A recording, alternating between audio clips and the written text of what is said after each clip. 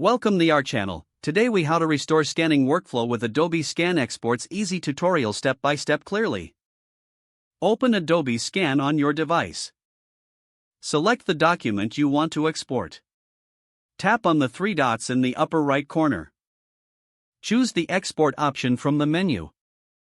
Select the format you wish to export your scan as. You can choose PDF, JPEG, or other available formats. After selecting your format, tap on Export or Save. Choose the destination for your exported file. This could be your device storage, email, or a cloud service.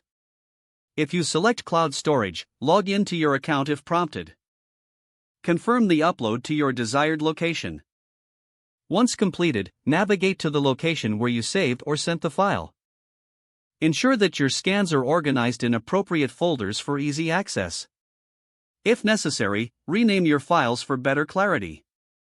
Now, open the application or software where you want to use the scan files. For PDF files, check if you can utilize them directly in your workflow. For JPEG files, make sure they are in the desired resolution. If you need to further edit your scans, consider using an editing program like Adobe Acrobat.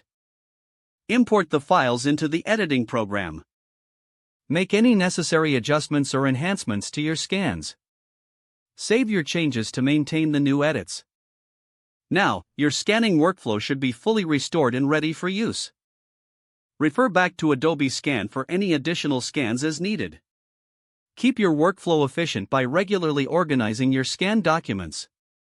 If the page does not load, refresh the browser or try again in a private or incognito window. Make sure you are using the correct email address, then retype it carefully to avoid small typos. If your password is not accepted, use the reset option and create a new strong password you can remember. Check your spam folder for verification or security emails, then complete any requested confirmation steps.